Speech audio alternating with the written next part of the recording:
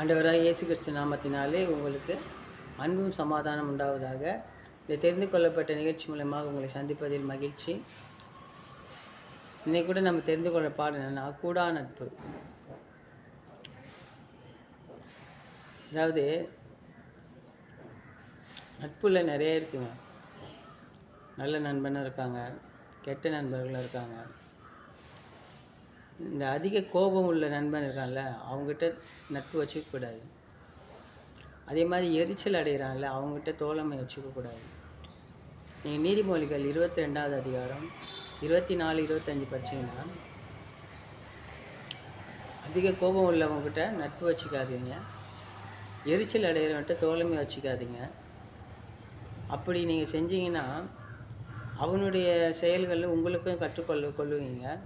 அதனால் உங்கள் உயிர் கண்ணியில் மாட்டிக்கொள்ளும் அப்படின்னு ஆண்டவர் சொல்கிறாருங்க. உண்மைதான்.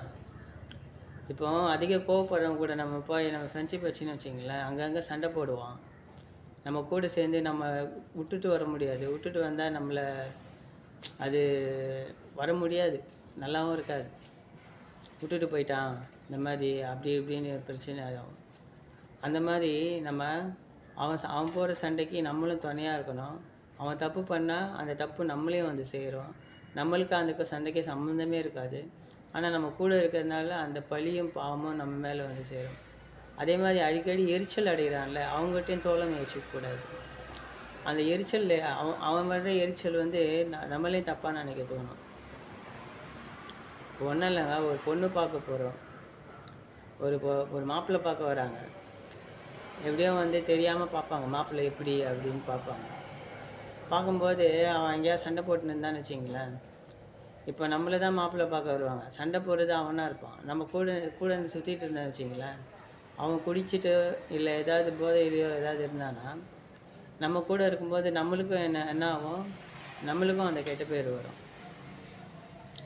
இல்லை ஏதாவது எரிச்சலாக ஒருத்தன் இருக்கிறானா, எல்லாத்துக்கும் மூஞ்சை தூக்கி வச்சுக்கின்னு, ஆனால் ஒன்றா அது சரியில்லை இது சரியில்லை, என்ன இது இப்படி சொல்லிக்கிட்டு ஒரு மாதிரி மூஞ்சை இது வச்சுக்கின்னு, என்னடா இது போடா அப்படி இப்படின்னு சொல்லுவோம்.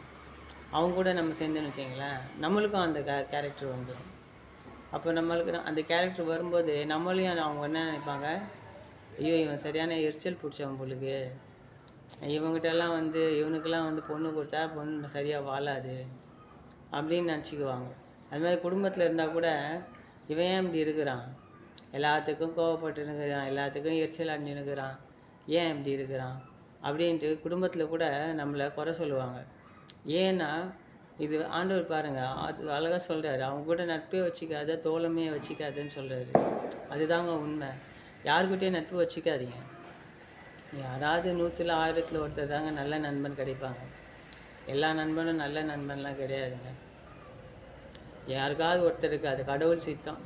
கடவுள் சொல்லுவார் இல்லையா, நல்ல மனைவி, நல்ல வீடு, நல்ல வேலை, நல்ல நண்பன்,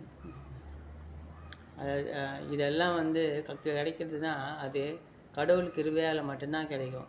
நம்ம இஷ்டத்துக்கெல்லாம் கிடைக்காது. அது எல்லாருக்கும் கிடைக்காதுங்க, சில மனுஷர்களுக்கு மட்டும்தான் கிடைக்கும். அதனால் தயவுசெய்து யாருமே வந்து நட்புக்கு ரொம்ப முக்கியத்துவம் கொடுக்காதீங்க. இப்போ உங்கள் குடும்பம் இருக்குதா, அவங்க அம்மா அப்பாவுக்கு முக்கியத்துவம் கொடுங்க, சகோதரர்களுக்கு முக்கியத்துவம் கொடுங்க, சகோதரிகளுக்கு முக்கியத்துவம் கொடுங்க.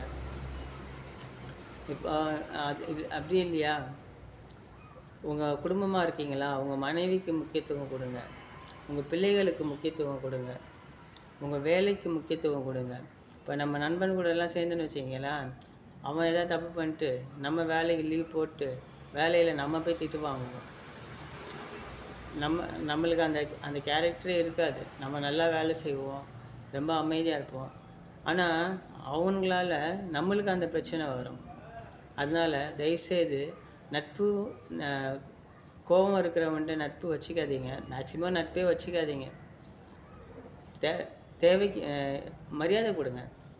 இப்போ உங்கள் கூட படிச்சுருக்காங்களா, அவங்க கூட இருக்கிறாங்களா, அவங்களுக்கு நண்பனாக இருக்காங்க, சின்ன வயசுலேருந்து இருக்கிறாங்களா, நல்லா இருக்கியா, எப்படி இருக்க, சாப்பிட்டியா, நல்லா இருக்கியா, குடும்பம் எப்படி இருக்குது, இல்லை அம்மா அப்பா எப்படி இருக்கிறாங்க, அந்த மாதிரி அன்பாக கேட்டுட்டு விசாரிச்சுட்டு வாங்க ஒரு டீ சாப்பிட்லாம், இல்லை சாப்பிட்லீங்க வந்து சாப்பிடுங்க, இந்த மாதிரி ஒரு சின்ன இதில் அப்படியே இப்படி கேட்டுட்டு போயிடலாம். தேவையில்லாமல் வந்து நம்ம ரொம்ப நாங்கள் பெரிய உயிர் நண்பன், நாங்கள் எங்கள் எதுக்கு இருந்தாலும் நாங்கள் விட்டு கொடுக்க மாட்டோம், அப்படிலாம் இல்லைங்க. முதல்ல அவன் தாங்க நம்மளுக்கு துரோகம் பண்ணுவான். அதனால் தயவுசெய்து கூடா நட்பு ஐயோ கேடு இல்லையா? ஒரு பழமொழி கூட சொல்லுவாங்க, உன் நண்பன் யாருன்னு சொல்லு, நீ யாருன்னு சொல்கிற அப்படின்னு கூட ஒரு பழமொழி உண்டு. ஏன்னா நண்பனை வச்சு தான் கூட இருக்கிற நம்மளை கணக்கு போடுவாங்க. அப்போது நம்ம வந்து எதுக்கு நம்ம கூட கோபம் வரவங்ககிட்டையும் எரிச்சல் உள்ளவங்ககிட்டையும் நம்ம நட்பு வச்சுக்கணும்? குடிகாரன் இந்த மாதிரி யார்கிட்டையும் நட்பு வச்சுக்கணும், அதில் என்ன பெருமை இருக்குது? அவங்கள்ட்ட நட்பு வச்சுக்கிறதால நம்மளுக்கு என்ன? அது ஒன்றுமே கிடையாது. வாழ்க்கையை நம்ம அமைதியாக வாழ்ந்துட்டு போனோங்க.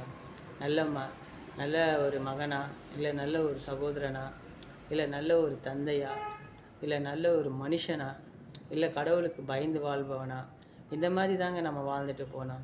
தேவையில்லாமல் கூட நட்பு வச்சுக்கக்கூடாதுங்க. தயவுசெய்து நீங்கள் எல்லாரும் இதை கொஞ்சம் நல்லா புரிஞ்சுங்க. நீதிமொழிகள் 22வது அதிகாரம் 24, 25 வசனத்தில் படித்து பாருங்கள். கோபம் கொண்டவனோட நட்பு வச்சுக்காத, எரிச்சல் உள்ளவனை தோழமை வச்சுக்காத. அப்படி நீ வச்சுக்கிட்டேன்னா அவங்களுடைய பழக்கம் உனக்கும் வரும். அதனால நீ உன் உயிர் கண்ணியில் மாட்டிக்கொள்வாய் அப்படி வரும்.